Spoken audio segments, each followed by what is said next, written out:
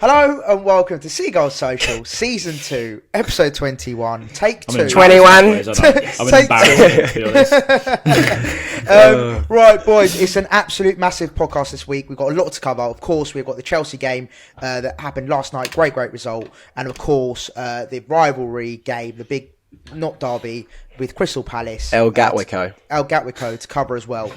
So a big one. We're all excited because obviously it feels like it's been a long time, but yeah, it does actually. Yeah, it does. Brian, you're super excited for this one, aren't you? Yeah, I'm gonna tell you what, I'm really excited because just last night, I know we didn't win, and all the Palace fans were, you celebrated a draw, but it just felt really good. And for once, I was actually really excited to get to the game. And once I was at the game, I really enjoyed the game. And yeah, atmosphere was it's not. Yeah, I said in the last few weeks, genuinely, I've been enjoying pretty much every game for Brighton. We've been so good to watch. So yeah, I just want to get on and be positive. I want to spread some positivity, and I'm feeling good. It's nice having some good vibes on the podcast, mate. Right, Ryan. What is there not to be positive about, mate? We're ninth in the league. Exactly. We're I think what is it? I'm beaten in 5 now in the league as well. I mean, it's all good days, mate. And if anything, it was the Chelsea fans celebrating a draw on the way out. Me and my mates, oh my god, it's actually absolute chaos getting back. It was felt like we were the away fans. We were surrounded by Chelsea fans. It kicked off a bit as well. Really? And there's Chelsea fans spitting near us. It was horrendous. There's some of them are absolute scum. Anyway, but they were chanting so much as if they were celebrating a draw. We were the ones actually disappointed with drawing against them. We felt more hard done by than they did. Yeah, I mean, to be fair, the way we played and the way we dominated the game, I genuinely do feel hard done by. So yeah, we might as well crack on. So yeah, kicking off. I mean, from the off, I thought we were the better team. Obviously, you two were in the stadium. Obviously, saw it up close. Yeah, what was our first half performance like? Oh, Ben, absolute class. Yeah, well, I think players came out, started so strong with that Moda chance, and then obviously just wide. I think that's got the fans going so well, didn't it? I think the atmosphere was absolutely rocking. I wouldn't say it was probably close to when we beat Leicester, atmosphere wise. Everyone was singing, everyone was getting involved, and we just made it a really tough time for Chelsea. And I think the pressure from Lamptey really done absolute bits for us. And that kind of could tell when he actually came off. That was when Chelsea had their really good spell and we were sat so far back because he was our main threat again, really. And yeah, he kind of just scared Alonso, the murderer. And yeah, they could not handle us. Where's your license? Sorry, I shouldn't say. No, I agree. I think Lamptey's just... Whenever he plays against Chelsea, he's up for it anyway, isn't he? He just wants to impress against Chelsea. But yesterday, I don't know, that one little move he did where he wriggled out of, I think it was 3 or 4 players around him. That was so good. How did he get out of that? Literally, how did he get out of that? Yeah, that's funny. How did he get out of that? I've got no idea. But yeah, he's been electric. And so Cucurella again was fantastic. I just think back to front, we were so good. I wanted to really... Everyone played well. Yeah, everyone played well. Barring maybe Mope when he came on, but we'll get on that in a bit. Yeah. But I want to just say probably my biggest sort of accolades go to Alzate and Alexis McAllister. I thought that they were the reason why we did so well yesterday. They controlled that midfield so well. And considering we're up against Kante, up against Jorginho, we're up against Mason Mount, and then obviously they brought on Kovacic as well, Kai Havertz. The players that they're bringing on were world-class talents, right? But we had Steven Alzate. They're all knackered, mate. They're all knackered. But we had Steven Alzate absolutely pocketed Kante, and he did. And Chelsea fans can be, whatever they want about that, but he did. And I thought Alzate was probably one of the best performances I've seen Alzate have. The ball stuck to his feet. He won every challenge. He looked dominant in midfield, and I thought him and McAllister just ran the game. And considering we had no Lallana in there. I was a bit worried because I thought, do we get overrun in this game? Especially he was the perfect replacement for Lallana, wasn't he? Yeah, literally he really was. For like almost. And no Basuma, no Lallana. You're thinking, oh my god, we've got 2 really good players out here. I was worried about that. I was worried about that midfield trio. I'll be honest. From the off, I was thinking, Gross, Alzate, and who's the other midfielder? Moda. Moda. So I was thinking, I was thinking from the off, like that three. I was a bit worried, but then as soon as it kicked off, I was all my worries were gone because Alzate was just brilliant. Especially how good Basuma was in the reverse fixture like a few weeks ago. Yeah. Literally bossed it. So without him, we were like, how's that actually going to work out? But like you said, we done bits. The way I view it is, we've put out another different team, completely different side to what we put out against Chelsea in the away game. And obviously Welbeck was our shining light at the away game when he came on and really changed everything, changed the way we attacked. I didn't think last night Welbeck was actually that good, but all of a sudden we've got other players stepping up to the plate. I thought Yakamoto was really good, and I think that credit just goes straight down to the manager. To bring in these players, particularly the likes of Alzate and Modo, who are very, very young players. And Alzate's obviously had a torrid time with injuries. Yakamoto's recently coming into form. McAllister hasn't really been proven in our side yet, to be honest. But I just think the way that they played against such a strong side has to be put down to the manager, because you don't come up against world-class players like Kante and Co. I mean, wasn't it Jorginho got third in the Ballon d'Or or something ridiculous? So, we had Alzate and McAllister just making them look average. And I think we should have won that game. I really do. We had the chances to do it as well. The first half, we didn't really create too much threatening-wise, but I thought we played so well on and off the pitch. I thought we just class act, to be honest. Just on that, so obviously the first goal, let's just quickly cover that. Hakim Ziyech's long range effort. Obviously, it was a good strike, but question marks over Sanchez, do you think? 100%. He could have got a stronger hand? Little deflection that kind of made the ball swerve a bit in the air, like up and down. Yeah. But other than that, I feel like he definitely should have got a better hand to it. Sam was too low, and it was a bit of a blink and you'll miss it, because I thought it went wide. I thought it hit the side netting, and everyone around me did. I was in the West Upper, and we're all looking at each other like, did that go in? And then when the Chelsea fans celebrated and the ref put, I was like, oh, it must have gone in. Poor limbs as well, by the way. Yeah, Chelsea limbs were horrendous. They were like clapping. It was all like they sing is that CFC Swindon, Carefree song, and that's it. That's literally all they do. It's so irritating. Stand up if you hate Tottenham. They just love to. Champions of Europe, you'll never sing that. It's like, mate, we're Brighton Hove Albion. We played at the Withdean 11 years ago. Oh, mate, that was actually a shambles. Yeah, when they were singing that, I was like, come on, boys. Like, the fact that Paddy Power even tweeted that just shows how much of a shambles the Chelsea. Yeah, a lot of people picked up on that. I was like, come on, boys. But yeah, like it was singing Champions of Sussex. Champions of Sussex, you'll never see that. That was brilliant. Really good. That's brilliant. But yeah, Ziyech, he just didn't celebrate, did he? He was just a bit like, I don't think he sort of expected it to go in. Like he was a bit like, oh wow, okay, it's gone in. And I thought it was massively against the run of play. I was just like, come on, we've been the better team. That's probably part of it. It was moody. And also Tuchel in this post-match press conference was when he was asked why didn't Ziyech celebrating, he was going, he's probably saving energy. I was like, fucking hell, mate, get over it. I think he said it in a joking way. But he genuinely said he kind of looked up when he said, he's probably saving energy. He was like, fuck. The thing is, with Tuchel, everyone around me after the game, and even, as you walk out of the game, you're listening to everyone else's opinions, just hearing what everyone says, and half the time people talk waffle. But the one thing that I heard the one thing I heard so many times from every Brighton fan I walked past on the way out was, watch Tuchel start moaning. Yeah. And I was like, everyone said exactly the same thing. And he's so salty. It was so embarrassing. I mean, if Graham Potter come out and was so salty in the press, I'd be like, mate, that is embarrassing. Yeah, we'd come on here and rightfully rinse our own manager for that. It's just embarrassing. I was saying this to Ben earlier. I was saying, if as a manager, just own it. But look, Brighton were the better team. Like, they were. And instead of coming up with excuses, because it looks better on you. But I was saying, maybe is it pride? Like, is pride getting in the way? He doesn't want to admit that he's been outplayed by Graham Potter and Brighton. Do you know what I mean? Is that maybe a pride thing? Is that something? But then it makes you look like you've got less pride if you can't accept the fact that you've lost. I mean, it makes you look so much worse. I don't know what his mentality is. I guess you could say he's a winner and he just doesn't want it. Yeah, like you said, a pride thing, but it is pathetic. And to back your manager like that and constantly seeing Super Tommy Tuchel, mate. Super tired Tuchel, I think. And then going into second half, obviously a bullet header from a man like Adam Webster, who I thought was brilliant. Him and Dan Burn were just superb. Like, Dan Burn pocketed Lukaku like anything. Like any kind of ball that came in. He's his kryptonite, isn't he? He was just like, Lukaku's kryptonite is Dan Burn. He was so good, Dan Burn, yesterday, I thought, against Lukaku. Quick one on Dan Burn. So impressive. Go on. We say 9-finger Burn. I thought that's just because he's really tall and people say he's a freak, but he actually does have 9 fingers. I didn't know that. Did you not know that? I thought people just said it because he was really, really tall and like. I realised this on the train home, and they were like, he only has 9 fingers. I was like, what? He genuinely only has 9 fingers? How did you not know that? But I've never really looked at his hands. How did he lose the other finger? I got caught in a fence when he was a kid. Yeah, that was it. He got amputated. Yeah, mad. Nice. I've just never seen it. Anyway, anyway. Yeah. Yeah, Dan Burn, he's been so impressive. And you wouldn't believe that we've had our best defender of the last 6 years out for the past, however long, it's probably been about a month or two now. When the Dunk news come in that he was going to be out for such a long time, there was rightfully Brighton fans like, oh my God, this could be really, really bad for our season. Same with Bissouma.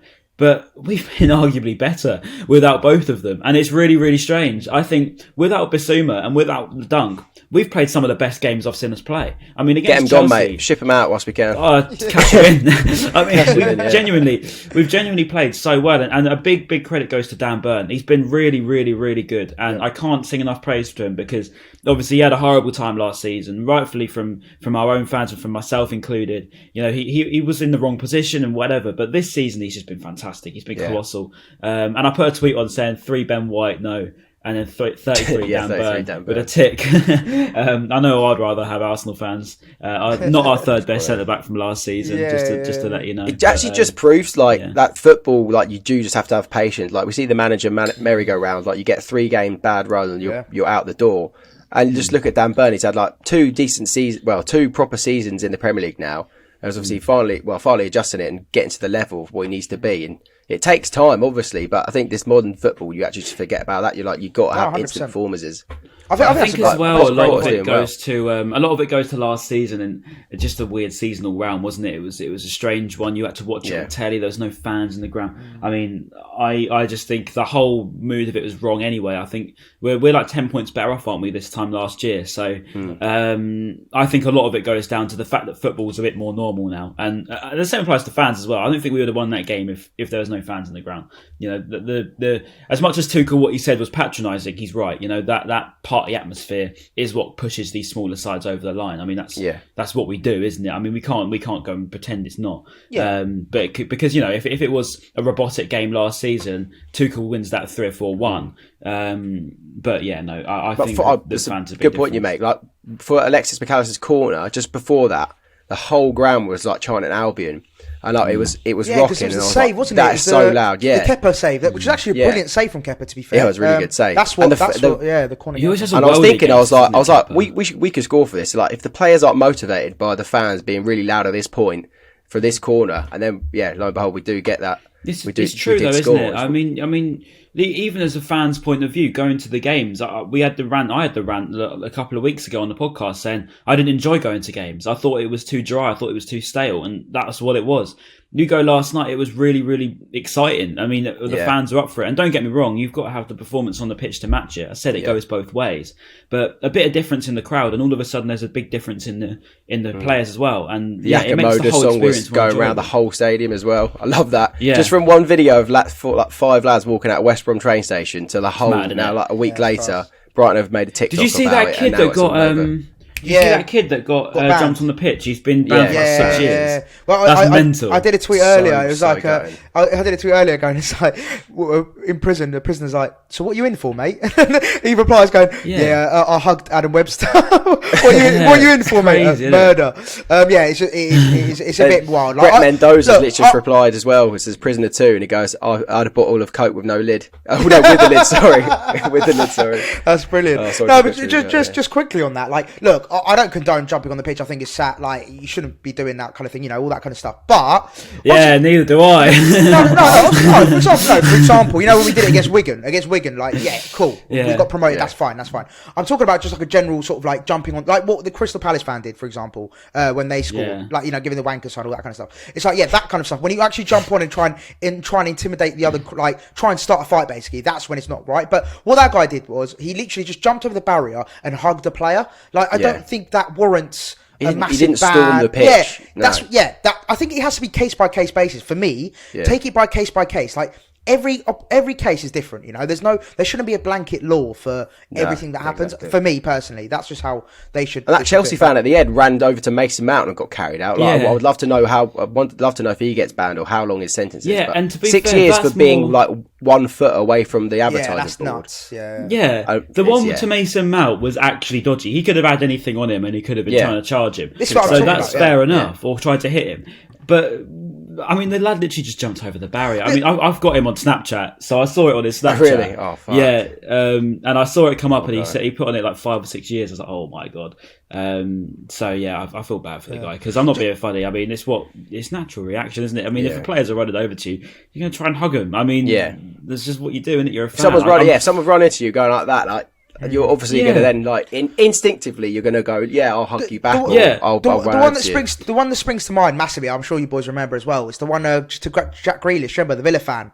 The Birmingham fan who stormed the pitch. Birmingham fan, but that was so that was bad. Exactly. That's what I'm saying. So like when you jump on the pitch, and this is what I'm saying, if you run on the pitch, anything like you don't know what the fan's mental state is like, what his intentions are. Is he going to run on? Is he going to hit someone? So that's why I don't think anyone should run on the pitch. But what I'm saying is they should do it case by case basis. Because one day you'll have some nutter going to punch someone, but then one day you'll just get an excited fan who's just passionate about the game, who wants to hug his player. And I think that's two different cases. You can't. I think if there was a case of Jurgen Locadia scoring a Premier League goal, I think that'd be a very bad jump on the pitch. 100%. I think that warrants the whole stadium jumping on the pitch. I think. Yeah, exactly. Pitch invasion. But no. So and then a late rally from Chelsea. Well, a half rally. I don't think it was sort of that much to speak. But in the end, I thought it was nerve-wracking. It was nerve-wracking. I thought it was decent defended. Like, I think it was twice that Cucurella bodied Timo Werner. It's like for someone so small, and I think Werner was running at him at pace, and it was just at the edge of the box. Just like completely slammed him off the ball. And he's not just good at attacking that as a wing back. He's class at every. We had a good few blocks as well. Actually, I had a few sort of long range shots and had a good few blocks as well. So that's. While we're on that subject, I want to actually talk about Chelsea in that sense because we don't normally talk about opposition anyway. But Timo Werner, right? He gets a lot of stick from Chelsea fans, but genuinely, he was probably the one player that actually scared me yesterday. Whenever he got on the ball, he was really threatening. Every single time he was running at us, I was thinking, "Oh my god, he's actually going to do something." Whereas, they always rave about Kai Havertz. I didn't see Kai Havertz. I didn't see Mason Mount. I thought whenever it was Werner or Ziyech, I was scared, like actually scared. If it was Callum Hudson-Odoi, I was thinking he's going to blast over the bar. But I genuinely think that Werner's a very, very good player. He's not just a pace merchant. He's just not rated because he's not clinical. So it's a bit like a Mope. He's not. I don't think he's an out-and-out striker. He seems, especially in the Premier League, he must be more of a winger. I was saying on the train back, I was like, Potter would put him right wing back, and he would be unbelievable. World-class wing back. He would. He would probably work. Actually, as well, just before we finish on Werner, because did you see his comments before the game about Brighton? No. Yes, I saw that. He gave us a lot of praise. Let me just get it out quickly, and I'll explain what he said, because I'll tell you what. That's what he said. I gave him a lot of credit for that, because it's not very often you see big names like Werner, £60 million forwards for Chelsea, giving Brighton praise. You just don't really see that. Hang on, let me just get it up. Here we go. So it says, Timo Werner on Brighton. When you play against a team like Brighton, I heard you. It is very dangerous because they may not have the biggest name, but they play football like the big names. When they play here and we drew against them, I was sitting in the stands because I was injured, and I was very impressed with how they play football. They have a very good style of play, very direct, and play up front without fear. So they are a very good team, and you have to be very careful when you play against them because they can switch the speed up very quickly. Basically, Timo, what I'm trying to say, mate, is. Yeah, you know where it is, mate. Just get the contract. You got my number. Get the pen. Yeah, sign the contract. My number is. Just do a Rio Ferdinand. No, mate, 100%. And one thing actually, and again, you talk about like other people sort of recognising us now, right? And I think that's a good point. Like, for example, I was on a podcast last night with a Chelsea fan and 3 Liverpool fans, and they were all literally waxing lyrical about Graham Potter, about the way we play. They were like, any team's lucky to have Graham Potter. They were like, he's not going to stay much longer, etc. So like all things we can discuss later on. But yeah, like they were so complimentary, and it's quite nice to see now, like, other clubs giving us our flowers. Do you know what I mean? Like, whilst it's been a long time coming. Yeah, it's been a long time coming. Like, because we know like how well we've sort of progressed and how much we've improved even from last year. And like I feel like a lot of fans sort of didn't really give us credit, whereas this season I think they all are now like giving us the credit that it's funny because although there's still a really big six arrogance, I think there is a massive arrogance.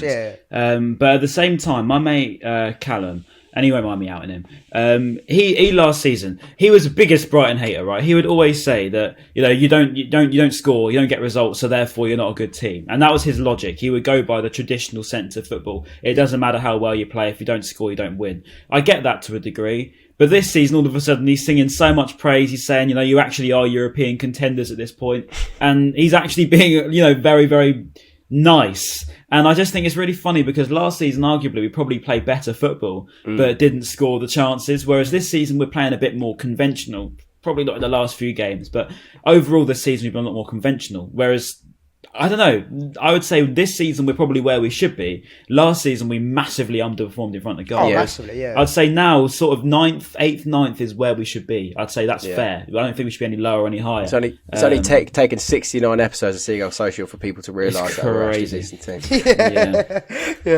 But no, listen, just to wrap up then, the Chelsea game. I thought we were brilliant. Another great game, especially some of the key stats. Well, I think everyone was key, to be honest. You wanted to quickly talk about Maupay, didn't you? Just quickly, just because you felt like when he came on, he wasn't the best. But actually, let me just quickly start on that because I felt like.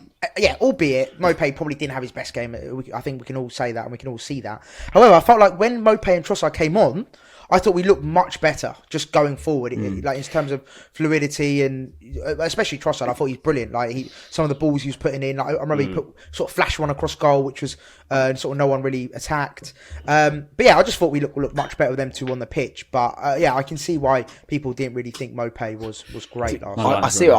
I think we looked better with Trossard on the pitch. But I feel like if we had kept Welbeck on instead of Maupay, I mean, obviously it's ifs and buts. We don't know. Maybe if Welbeck and Trossard were playing it, Trossard wouldn't have been as good.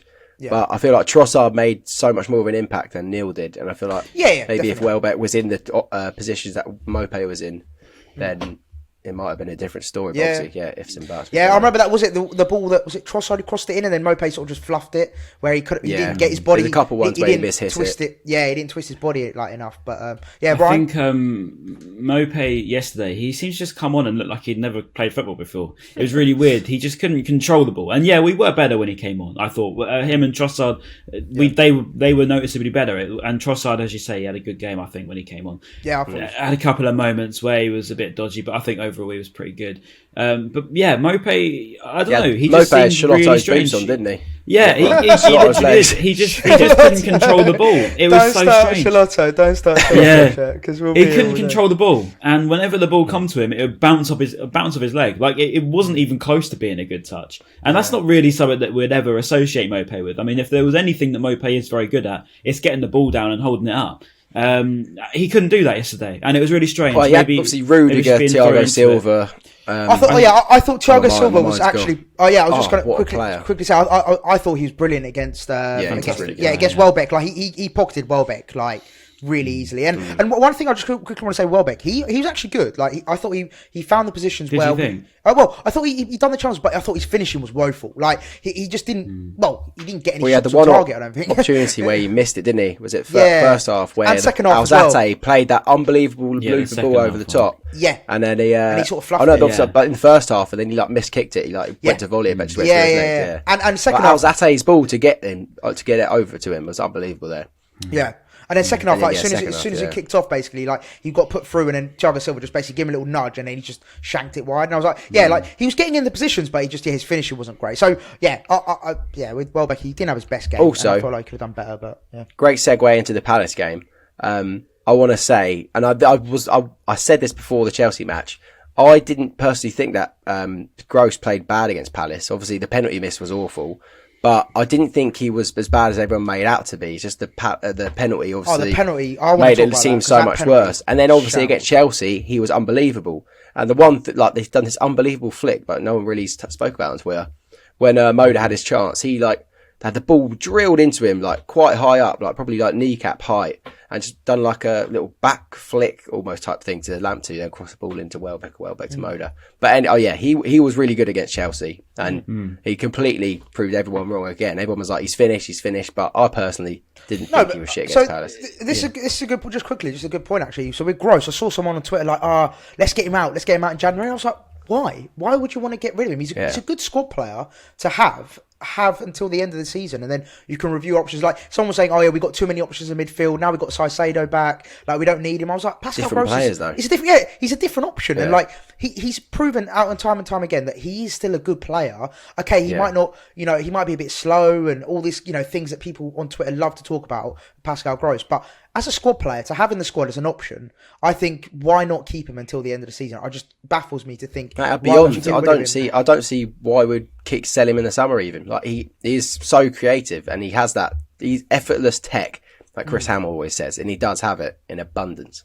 I think the trouble with the Gross thing is, you're right. It comes mostly from Twitter. I think Twitter's the place where people can say whatever they want, and it doesn't matter. It doesn't matter. They can just say whatever they want. If they're at the game, I mean, whenever this is why I don't really like watching football when I'm not at it anymore. I just want to go to a game. I don't want to watch it on telly. But when I'm at the game now, there's something happens and you move on with life. You don't think about when Gross misplaced the pass. You don't talk about how Gross missed the penalty. You say it was an awful penalty because it was. But you don't go on about it for the rest of the game. I mean, to be fair, there's some people sometimes that do say that in the ground, but overall, you just get on with it. You just say, okay, right, it wasn't very good, but oh well. You move on. And I think it's just Twitter where people can just say stuff and be like, look, Gross ain't good enough anymore, and then it sticks and it gets retweeted and people talk about it, and that's just what Twitter is. But yeah, I thought he was really good last night, and he's another one that went really under the radar. I thought the whole midfield was so fluent, and it's credit to Potter because he can put in random players at this point. We don't have to have Lallana and Wepu, Bissouma. We can literally just play anyone in midfield now, and they seem to do a very, very good job. They all know their job now, don't they? They're very, very organised. Everyone in the North Stand I was with, when we saw the lineup, we were like, "Fucking hell! Like this does not look good." And it seems that's like the normal thing when you look at Brighton lineup, you go, "Oh god, that's not going to work." And then we always get proven wrong. We always get. So I'm not going to say anything when I see the lineup. But really good. I was the same. I'm not going to lie. Last night I was the same. Yeah. So, The thing is, it's almost like Graham Potter actually knows what he's doing, isn't it? It's almost like us Brighton fans aren't managers and we don't know what he's trying to think of. But the thing is, last night, right, the team was very different, and the simple answer for it was, players are being rested. We've got 3 games in 8 days. We've got to rest players. We can't just put out our first team every single time. It's not FIFA. You don't give them fitness that's the card. thing. You've got to let them recharge, and they might be mentally tired as well. So you have to let them have a little day off. So I just think that's all that was. There's just a bit of rotation. There's nothing wrong with that. Yeah, and again, it's a nice little segue into the reason. Like, for example, so going back to the Palace game now. Like, do you remember everyone was moaning about Lamptey not starting? They were like, "Why is Lamptey not starting? Oh, what outrage!" And it's like, he's time. He's just come back from injury. His fitness. You don't want to get him re-injured again. Like, all these kind of things people don't realise. And it's like, okay, we want our best players on the pitch, but we want them for the rest of the season too. It's just one game, and we got enough people. So talk about Palace then. Let's get on with that, because obviously we didn't talk about that after. So again, at home, a complete domination. I think that's fair to say, and I'm sure a lot of Palace fans, if they are watching, I'm domination. Not, but it was total domination. Like, from start to finish, we battered them, and then they fair play. Their goal, credit where credit's due. Their goal was fantastic. It was all really players good. touched the ball. It was a really good goal. It was sort of from like when I saw it going on, I was just like, this looks like a really, really good attack. And then I was like, they're going to fucking score, aren't they? Yeah. I was like, it's just so classic against Palace. Oh, it was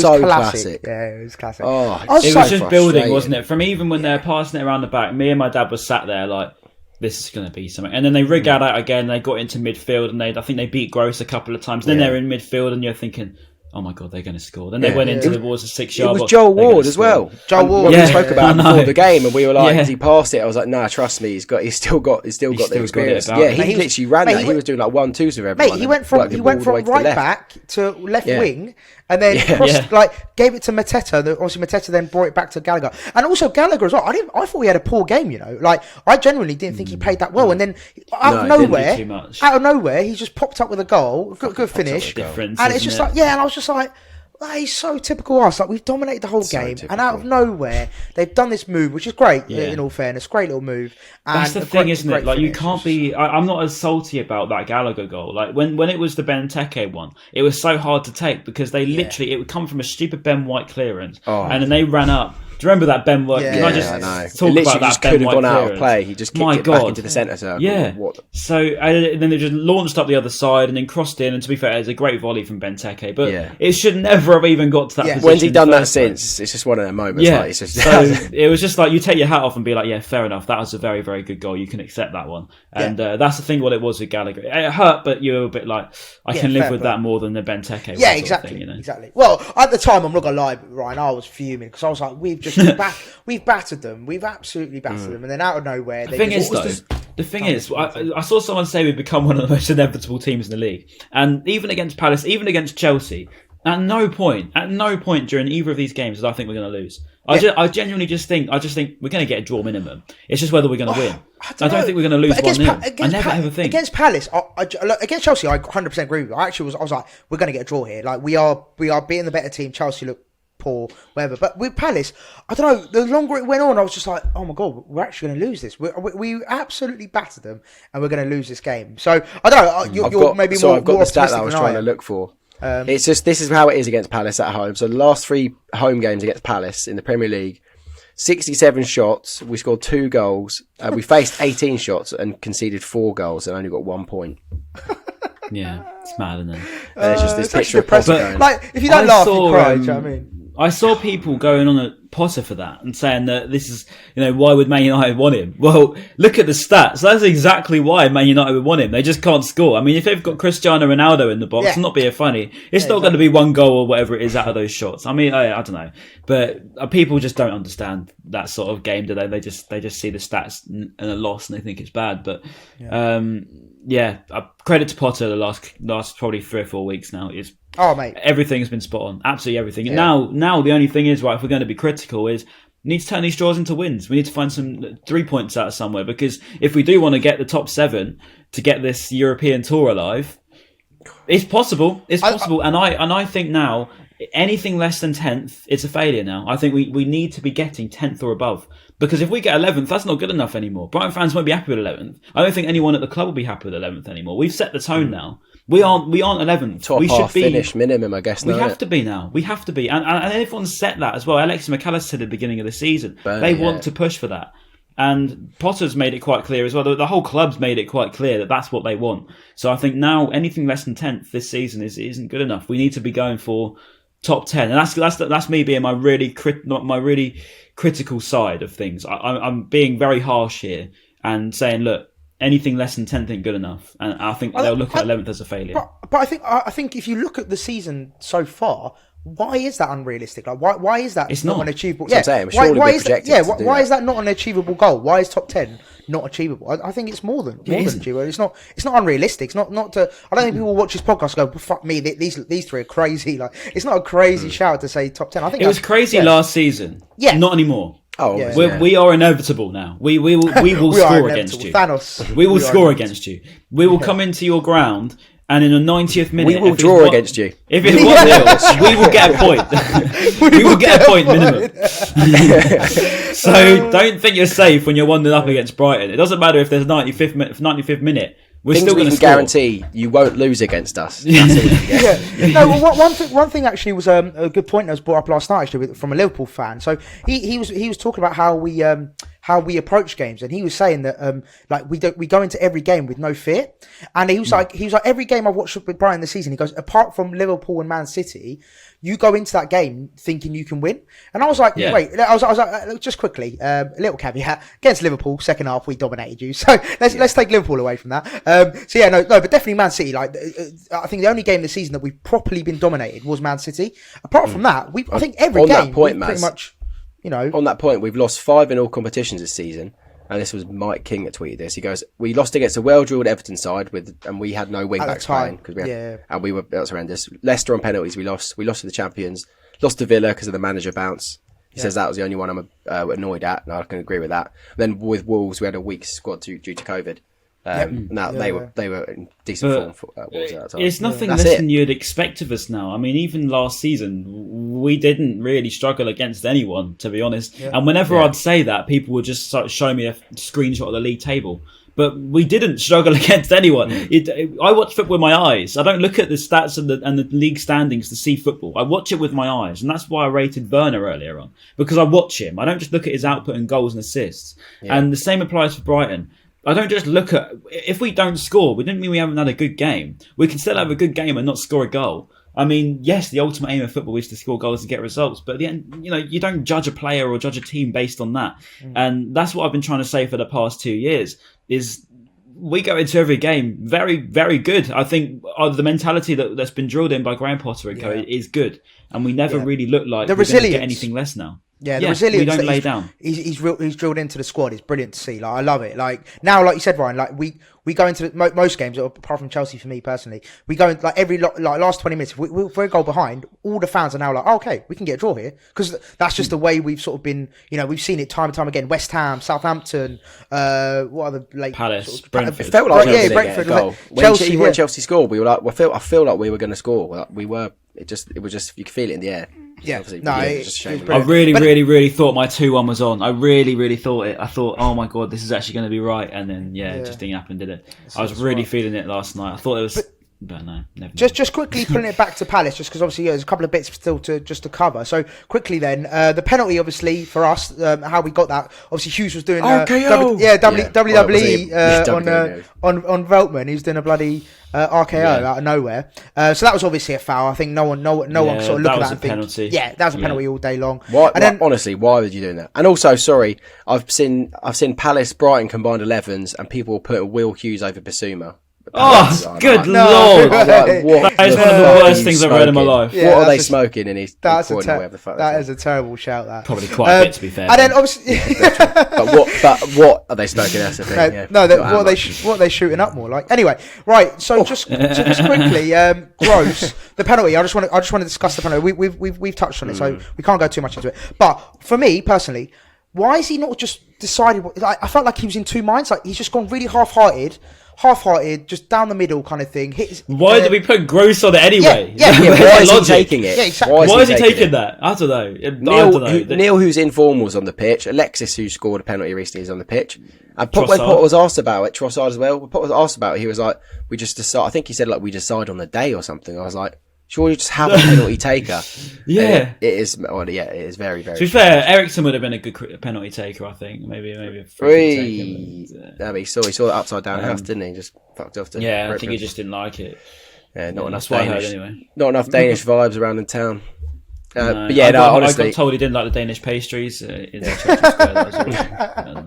But then obviously we had the disallowed goal, which was fair enough. But I feel so bad for the two Brighton fans that ran on the pitch, and one of them got caught. One of them made it back into the stands, and I don't know whether he got caught afterwards or not. But those two fans had celebrated for a disallowed goal on the pitch. It's one of them things. I think the guy that actually got caught had blue hair as well, so there's no way he was not going to get caught even on CCTV. I'll tell you what, Palace feels like a lifetime ago, and it was only last Friday. I genuinely, 4 days ago, I'm struggling to even remember it because I'm clouded by Chelsea, and then I went. I did a 300-mile round trip for Palace. I just don't remember it. Yeah, your logistics is actually pony. Like, surely you need to get Chloe to come to you when you've got a home match. Yeah, but then I guarantee you, Chloe's coming to yours when you've got Leicester away on Sunday. That's just your logistics. No, it's actually not. I'm up there. It's all right. That makes more sense. It's only 25 minutes away from there. So Leicester away is going to be good fun. Are you going Leicester, Ben, or not? No, I'm not going Leicester. I'm going Spurs. No Sunday fun day for me. No Leicester. I'm buzzing for Leicester. I'm really excited. Please still go Spurs, Ryan. You got it, mate. Yeah, maybe that's going to be our first. I've got tickets. Our first Tell you what, Barbara, you really wound me up. We will talk about that. Let's just quickly wrap up the Palace because I think we've literally got the own goal to talk about, and then we can go on to other stuff. So just quickly then, just to wrap it up, the Palace. It was a great piece of play from Mope. A little flick over Joel Ward, I think it was. Sat him down. Yeah, a little Bergkamp-esque flick that was. Yeah, a little flick. And then nice. Then the cross, if Anderson didn't turn it into his own goal, I think Welbeck was behind him to turn it in anyway. Yeah. So I think that was going to go in regardless. But yeah, Anderson, OG, obviously. Great bit of play from Mope. And yeah, well deserved. I think it was the least we deserved from that game. The equaliser strikes again. The equaliser strikes. It wasn't Anson goal, but yeah. Annoying it wasn't Mope actually. I just would have loved it to be him because if he got that, he would have gone mad, wouldn't he? I was surprised. You know when he scored the disallowed goal, he didn't give it to, I think maybe because he knew that it wasn't an actual goal that stood. He didn't give it to the Palace fans. He literally just ran to the corner and done a knee slide. I didn't see him look or like cup his ears or anything. No, I thought he would. He probably knew. He probably knew that it wasn't going to be given, I reckon. Yeah, probably. Yeah, probably. All right, boys. Well, listen. Again, should we just give a quick little summary then? We'll give it. I'll give a 10-second summary of Palace game, and then we'll go through that, and then we'll wrap it up. So my 10-second summary is: we absolutely battered them. We should have got 3 points. Hope Burnley get relegated, and then there you go. Yeah. All right, Brighton get relegated. Ben. That's a load of bollocks. That was quite a good impression. Ryan, wrap us up. Need to start winning. Nice. Need to start winning. Like I'm going to that. be critical. Like it. Right. Okay. So, moving on then, boys. Of course, let's talk about Spurs allocation and a bit of Paul Barber beef. Again, Twitter. I know we spend a lot of time on Twitter, don't we, boys? So we see a lot of things on Twitter. So if you see us referring to Twitter a lot, it wasn't just Twitter beef; it was email beef as well. It was email beef. We saw the guy and my mate Connor Smith. He emailed him and got some. Connor didn't tweet it, but he got some proper patronising stuff as well. He said to my friend Connor, he was like, "Well, Connor, if it was tens of thousands of pounds of your money, you wouldn't risk it either, would you?" With a question mark. And he was like, "I'd take my 10 years of ticketing experience over." He was like, "I'm sure you'll take our 10 years of ticketing experience judgment over the fans' judgment." I was like, "What?" But my question is, patronising. Do you think it's him actually sitting down writing the emails, or do you think it's his PA? Yeah, 100%. No, Maz. I can't say half the stuff I want to say in this situation, right? But put it this way, I've still got an invoice from November. Yeah. No, they were paying Locardia 60 grand a week to do shag all. What is? And also, it wasn't, and so they're not going to spend £82,000, which they will make back because we are going to sell out on the 9,000. It is so low risk. Even if it wasn't the full 9,000, let's say it was 8,000, it would literally be like £5,000 that they're out of pocket. Oh fuck me, boo hoo, Paul Barber. We're a Premier League club. We make that in. Liking this, need some popcorn. We make that in a day minimum. Obviously, we make more than 5k a day at the football club. But do you know what I mean? Like, it's pathetic. I am going to defend Barber. They cocked it up because they cocked up. No, not on the ticketing situation. I'm not talking about Spurs away. I'm talking about in general. I feel like Barber, like we got to admit, Barber, Ashworth, and Bloom at the top. Like they might look at it as a business, which is sometimes not the right way. But listen, they've got us into a position where we are. Look, what we talked about earlier. We're competing like in the top 10. We're competing on the pitch, off the pitch. We're making incredible signings. I know it's albeit fucking 12-year-olds to go out on loan, but we are as a club, we are very, very, very well run. And a big credit to is Barber, Ashworth and Blue. So from that perspective, no dispute in that one. But I get it. The ticketing situation for Spurs has been handled really badly, and his response to it hasn't been great. I feel like his people skills are not there. His business skills are 100%. His people skills are about 60%. Like I think that's where the point I was going to make. The point where he fucked up though in one of the emails, he was like, was obviously they went out and say on January 17th we sold 5,700 in 3 days, and then he was like. Well, we didn't have any tickets sold within the last 12 hours. Sorry, the email you sent then was like at 12 p.m. and the tickets only went on general sale or to Albion Plus members at 9 a.m. that day. So there was only like a 3-hour window for you to actually judge that. People aren't going to be buying tickets in the early hours of the morning. Season ticket holders aren't because they're asleep. It doesn't really work like that. Season ticket holders were waiting for their friends to buy tickets on general sale so they could sit together. And likewise with my Albion Plus members are waiting for season ticket holders. Just vice versa. Like people were waiting for that next week to buy the tickets with their friends that don't necessarily have season tickets. And they basically sold it out too early. Well, they closed it too early. It's a really, really, really poor decision. It's a complete lack of consideration decision. It's a quick money grab decision. That's the trouble that I think that fans are going to have. It's a hard one to accept because it's the reality of what the club's become, if you will.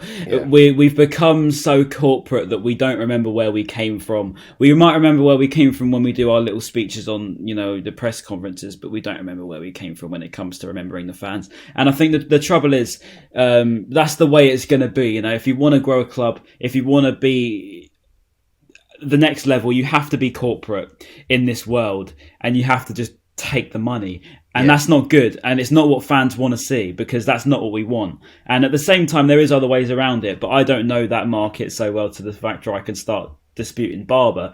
But I do agree, because 5,700 tickets sold for Tottenham. I've got 2 of those, and I've got to be honest with you, it doesn't have the same ring to it as it did before. 9,000 to Tottenham. When we went 7k to MK Dons, I was absolutely buzzing. I couldn't wait. It was great. We had the whole end. I loved it, every single minute of it. And it was brilliant. And that's what the whole part of it was. It was 7k to MK was how it was marketed. Well, we were going to take over Tottenham Hotspur Stadium. We're going to take, and we're going to take over Spurs. And the 9,000, and if you look on the initial article thing on the Brighton website, not single mention. It says it does say up to 9,000, but it does not say that it would only be up to 5,700 sold. It didn't say that. So as far as me and my dad were concerned, there was 9,000 going to Tottenham. So that's why we got the tickets, because we were like, we could put out a bunch of kids for this game, but it doesn't matter because it's going to be a fun day out. And we could go lose 3-0, whatever, it doesn't matter. But the trouble is now, if we've got 5,700, I'm not sure if I'm really that interested anymore. I'd rather go to Tottenham away in the league. Because it's just money, isn't it? I'd rather spend the money on going to Tottenham away in the league, because now we spend whatever it is, like £10, £11 on the car park. It just all adds up, doesn't it? We're having to get the train and then Seagulls travel back. But we can't just get a return journey back with Seagulls travel. You have to buy the there and back journey, because we want to go up and then have like a drink in London, obviously during the day, and then we have to come back in a coach, because obviously I don't think we've spoken about this on the podcast. The train situation, like even if it finishes at full time, the last train from Victoria back to Brighton is like 40 minutes after the game, and you just can't make it back. That's the thing. That's the next thing. There's so much safety, and I get that again to a level, but at the same time, it's a massive, massive, massive ground. This is a brand new football stadium that's been put in to cater for away fans. I've been to Tottenham away. They've got bloody cheese rooms. I've seen it. They've got bloody cheese rooms in there. It's absolutely huge. So there's no way that you're going to have, they always say about, they refer to the Hillsborough disaster and whether, people getting crushed and stuff. Fine. But this is a new stadium that's been designed to hold that many people. There's safe standing in place for people to be able to go to these games and be safe. That's what it's for. And I completely agree with everything that Tottenham put in place. So how this has happened, I don't know. I find it absolutely ludicrous, because of course we're going to sell 9,000. If we sold that many that quickly, we're going to sell 9,000. We sold 7,000 to MK Dons, and that's how it was marketed. Dons. And MK Dons, mate. MK Dons, mate. The main fuck up is just the time. If they'd given it 2 more days for these My Albion Plus and season ticket holders to buy their tickets together, then if they were like, okay, we haven't sold out the 9,000, fine. But to just completely disregard and not give those fans a chance to get their tickets, and just assume that they're not going to buy tickets, which is completely ludicrous, and not even give them a chance to do it, and just settle for the 5,700 is a joke. It's a shame, because I think the Barber now. I'll finish on this, because I don't want to talk about Barber too much, because it can run into trouble. But I just think he's in a situation now with fans, particularly. Like, you're only a couple more decisions of money over fans away from them really starting to get annoyed, because we're not ungrateful for where we are. This is what Premier League fans, if this got clipped up and put on Twitter, and people could start saying that they could start saying that we're being ungrateful for what he's done for us. We're not. This isn't to do with that. We just want to have a bit of love back, if you like. We want to just feel like we're a part of the club still, because I've got to be honest, since the Championship days, it really doesn't feel like that. And I just think he labelled us customers. He was like, we're their customers because they buy stuff from us, and they deserve to be. I know we are. When he said they deserve to be treated like customers, no, we don't. We deserve to be treated like fans. Yeah, and I know we are, but we really pay so much. I put so much money into this club, and I don't get any back. But I just love to just be. I just love to just feel like I'm still 16-year-old Ryan who goes to games and loves every second of it again, to the point where we've got that connection, because it's gone. To be honest, it's really gone. And I don't know if I'm going to get in trouble for saying this. I probably am, but just one more bad decision away from fans really starting to get annoyed. I'll put it that way. Yeah. Listen, no. So let's wrap it up there. So I think we could talk about that all day, can't we? But yeah, I think we covered the main point. Yeah, no, exactly. For like the dust to settle, and then we kind of realised that it was that's the main thing. But it'd be interesting to hear from everyone who's watching on YouTube. If you're watching us on YouTube, please, we always like to hear what people think. So obviously, this is just our opinions. This is our views. It's interesting to hear why the Brighton. And we're not saying we don't respect Barber for what he's done for us. We get that. Yeah. We get that completely. This is just purely the decision-making process behind the lack of consideration to fans. That is literally it. Yeah. That is literally it. So let us know in the comments below if you agree with Barber's decisions or just the way he's sort of conducting himself recently. If we always like to hear that. So right, next one, Ben. Apparently you've got a question for us. I have got a question for you, lads. Go on then. And I'm hopefully it shouldn't put you on the spot too much. It might do, because if it does, I'll just tell you my opinion. Right, Ryan, you basically, go first. Obviously, another managerial sacking, and Graham Potter's one of the favourites for the job gets asked about, is he going to take the job? Blah blah blah. Every press conference when there's a new job. When is the point where he's not going to say? Well, obviously he's never going to say I'm not happy here. But when's the point where he's going to say, I've achieved everything I can here at Brighton? Like, where is the ceiling for Brighton and Potter together? I answered this yesterday, Ben, so I'm prepared for this. Oh, did you? Right, yeah. So, I think personally, it's a question Maz can answer, so he's going to go first. Yeah, I'm going to. I'm going to go first.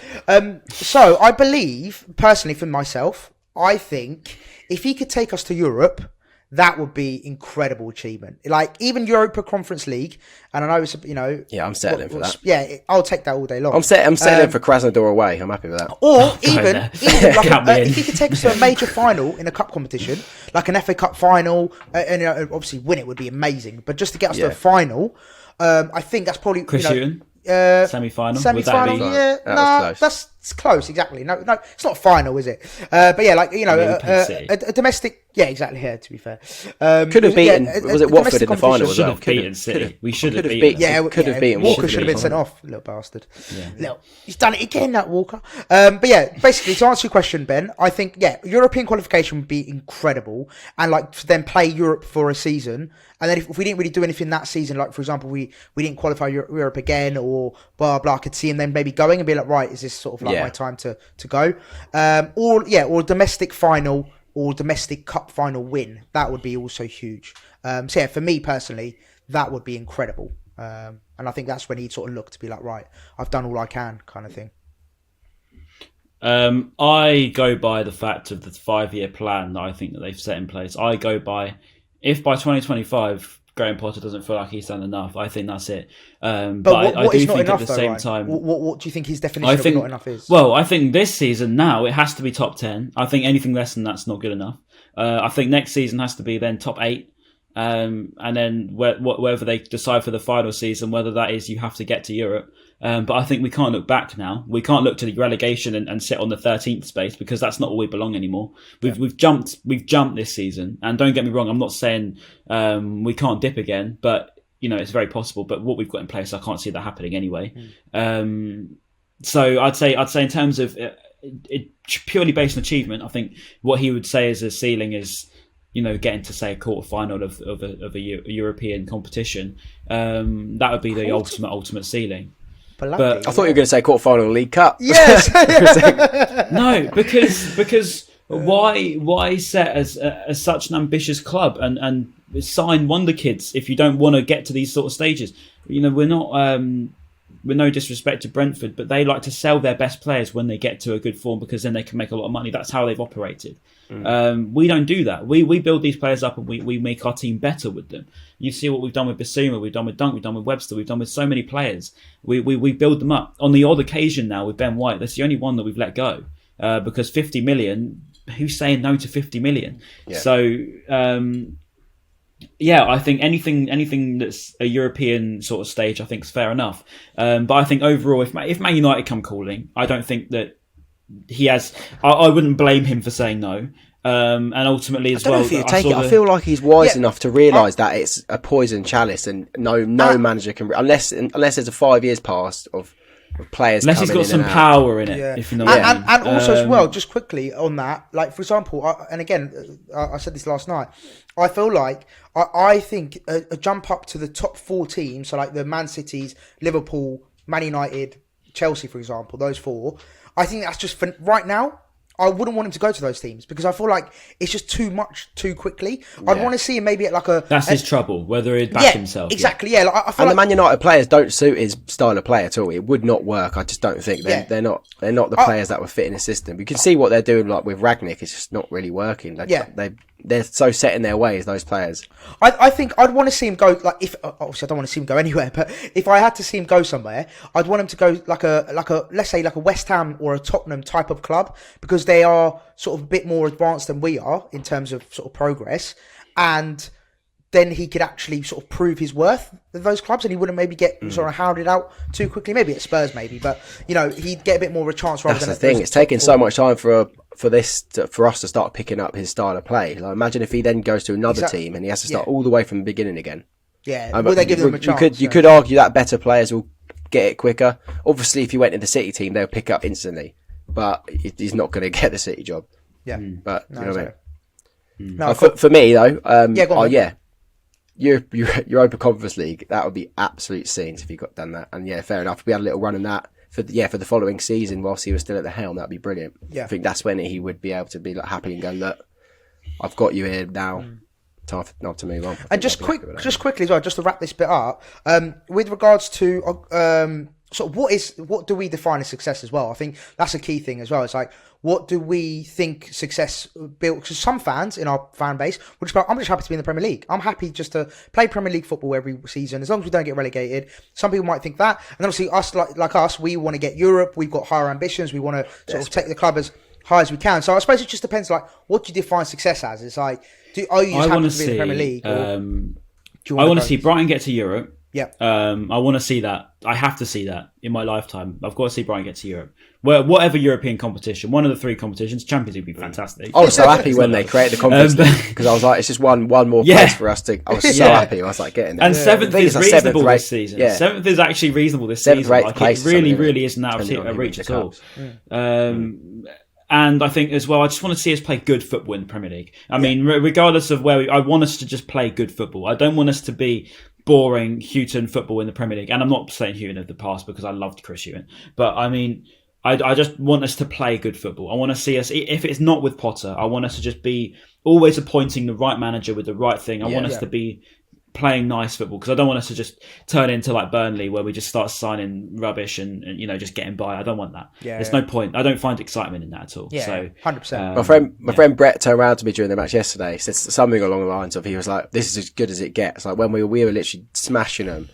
Smashing Chelsea, and he was like, "This is it. Like, this is the is it though? Thing, like the way we're playing. That's the way we were playing and dominated Chelsea." I think. I get it. I think the ones to always look at in this situation for a club like us is Leicester, and that brings us on in a minute anyway to Leicester. Yeah, well played, Ron. But a club like Leicester, they won the league. Okay, absolute miracle come true.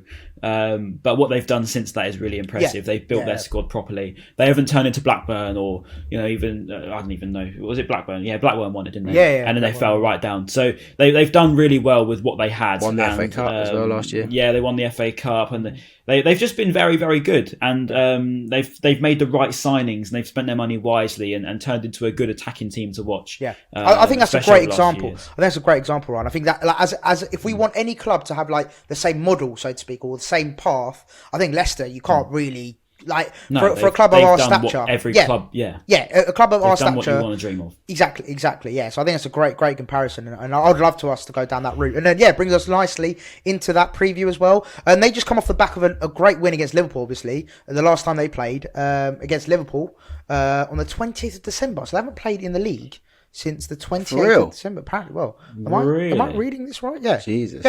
Yeah, mate. They've played 18 games. They're 3 games behind us. Funny if we beat them and like Brendan Rodgers does the opposite of Tuchel and goes, well, we're so rusty, so yeah. we haven't. Well, they played in the FA Cup, so I'm talking about the league. So in the league, they haven't played since 20th December, but they played in the FA Cup on the 8th of January, which is still 11 days ago. Is that Watford? Watford, they beat them 4-1. Yeah. So there's no tired excuses this time. Yeah, no tired excuses. There literally isn't. I want to start this one off because obviously I'm going, so I want to feel positive for it, and I think it'll be good. I genuinely think we're going to be all right. And whenever we play away, we play really well. I've never really doubted us away from home under Potter. I fully expect us to go there and play dominant football.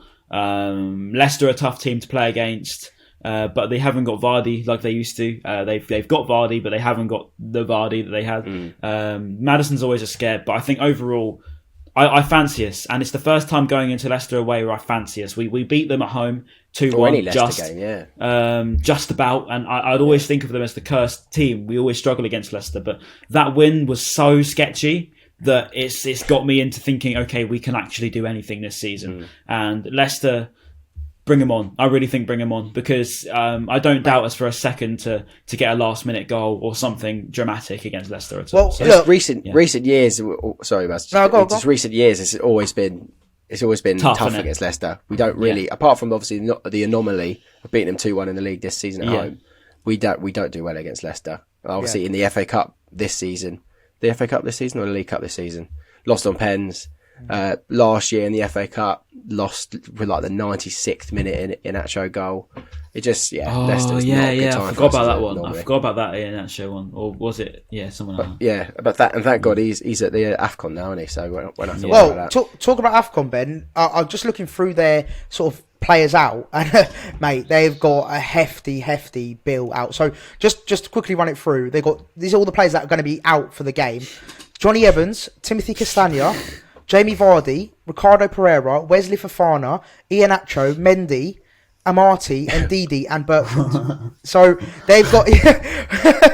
we're going to be cooking, hopefully. But obviously, look, sometimes it works two ways. Isn't it? Like, some players come in, like the Drewsbury Halls, and all these like sort of like young players with something to prove. Looks like a tidy player as well. Yeah, exactly. Yeah, good, like they got these like young players that could come through and try and prove a point. So it could work in our against us. Sorry, but then but if these players are out and Leicester are just not gelling with the new players coming in, then obviously we can really assert our dominance and hopefully get a positive massive result. Mid-table clash as well, boys.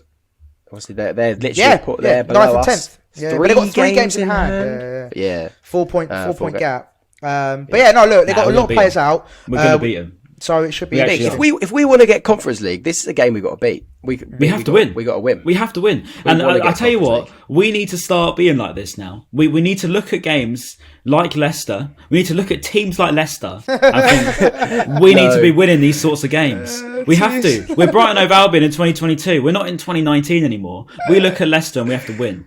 And that's what we should be telling the players now. We go into this game, we think, we're going Europe, mate.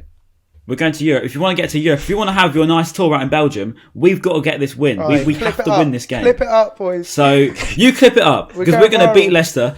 We're going to go Leicester. We're going to beat them 2-1. All right? Love it. Actually, no, not even 2-1. They haven't even got Vardy. No, they haven't got Vardy. They haven't got Iheanacho. They're not going to score. It's going to be 2-0. We're going to smash them. We're going to play them off the park. We're going to go there and we're going to win convincingly, because we're going to look like we should be top 10. That's what we're doing. We're going to that game. We're going to win. Who's our American friend Ryan again?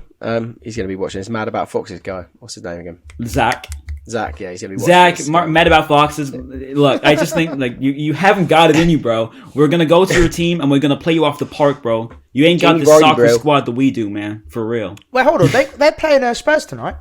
Are they? Oh, no. Has that been cancelled? Are they? Oh. Might have been cancelled. I don't know. Has it? I don't know. We're gonna beat them. I'm telling. We're gonna beat them. I've got that feeling in my. We're gonna beat them. No, they have got Spurs tonight. Yeah, they got Spurs tonight. There you go. Right, there you go. So it'll be interesting to watch. Yeah, we'll be interested to see how they get on there. I'm watching that one then. Yeah, they'll see how they get on tonight. But go on, Ben. Apparently, James Justin might be back for Leicester. Oh, mate, do you remember he gave Dan Burn? He had a good time against us, didn't he, last time? Yeah, Dan Burn. He made him look very. Yeah, but then he snapped his knee. Daka, Justin, and Soyuncu among players who could return for Leicester. Which obviously, if they play, probably in contention to play on Sunday as well. Yeah, but yeah, they got. Yeah, it'll be interesting to see how they get on against Spurs. And then prediction, boys. Then Ben. I'm going to go with Ryan and agree and say a win. I don't know if it'd be 2. I reckon. Actually, yeah, go on. Yeah, 2-0. Yeah, and one of them will be a penalty, though. One of them will be a pen. That's fine. Whatever it could go in like the worst own goal you've ever seen. I don't care. We're going to beat them. Yeah, I really don't care who scores. We're going to win. 2-0. What about you, Maz? I'm going to go with our 12th draw of the season. Big shout out to Desmond Tutu. I reckon it'll be going to be a 2-2 draw. Yeah, RIP. 2-2 draw. I'm going to go for Desmond Tutu. He was an old what was he? He's basically like. I know. I don't want to make me fool out myself. He was a big famous something. I don't know. He wasn't a priest, but something along those lines. That's it. Yeah. Big Desmond Tutu. And his name was Desmond Tutu. So if you got like a 2-2 in your degree or something like that, Desmond Tutu. Yeah. So I'm going to go with a 2-2 draw. Big up Desmond, and yeah. That's what I'm going to go for. All right. Well, there you go. Yeah, I said 2-0, so let's go for it. Also, before we end, I saw something a really good point. I can't remember who said it to me, so sorry if you're watching this and you get annoyed that I stole your stuff. But someone said you could ask 10 different Brighton fans at the moment, and you would get 10 different answers to who their player of the season is. And that is credit to Potter as to how good our squad is this season. That's what I wanted to end it on, because I think that our squad has become so good. And overall, I think Cucurella, personally, but I think if you ask anyone, they're going to say something different. They could say Trossard, they could say Lamptey, they could say Webster, well, probably not Webster, they could say Byrne, they could say, I don't know, Mope, they'd have a reasoning. They could say so many different players, Trossard, and it would be okay. It's important we keep Potter, but it's also important that we keep Lamptey and Cucurella. I mean, we've seen how we can play without Basuma, we can still handle it, but without Cucurella or Lamptey in the team, if they both go in the summer, we need to seriously replace them with some absolute ballers, because our play just works down the wing so well with them. We need to find like players if we can. Which is right, boys. There you go. That's what great way to finish that off, Ryan. Love it. And comments down below quickly. What we're going to go for? Eriksen in. Eriksen in, yeah, all right. Let's go with that. Eriksen in. Yeah. Everyone who's watching on YouTube, please comment down below. Eriksen. I can see why the Brighton media world hate me now. Can't blame them. Right, Eriksen in. Comment down below. But yeah, as per usual, listen. Brighton unfollow me, by the way. Can I just say? Why? Did he? Cheers for that. I don't know. Just unfollow me. He's probably watching this. Can I just say as well? One more thing. I was in Beaconsfield. A service station massive. A while ago. I completely forgot to say it because he came up to me in Beaconsfield service station in the middle of nowhere, came up to me and said, he was an older bloke, come up to me and said, Ryan, really love all your stuff you do, shout out to the podcast and all of the videos and YouTube videos and all that. Basically recognised in Beaconsfield. I mean, that was mad. That's an achievement. So just wanted to put that in there. So I was buzzing. The best believe when I got my Starbucks coffee, I was a very happy boy. Was he called Andy? Yeah. By any chance? I have no idea, mate. He was probably an older guy. I don't know. He's probably like there's some older guy tapped me on the shoulder yesterday on the train. Shout out Andy, and he was like, I recognise you, and then he tweeted me saying, I met you on the train. Amazing. Listen. Okay, so maybe it was him. Maybe, yeah. There you go. Absolute legends. Anyone who watches us and supports us, we appreciate you all. And of course, if you are watching on YouTube and you want to show us some love, hit that like button and also hit the subscribe button if you haven't already. We do really appreciate it. And of course, keep streaming it on Apple and Spotify if you already aren't, or whatever you want to call it. But yeah, peace out. A-Town down. Love. Salutations. Peace. Love you all. And techers. Get in there. Peace. Oh, well done your click. Peace. Yeah, he did. Right, peace out.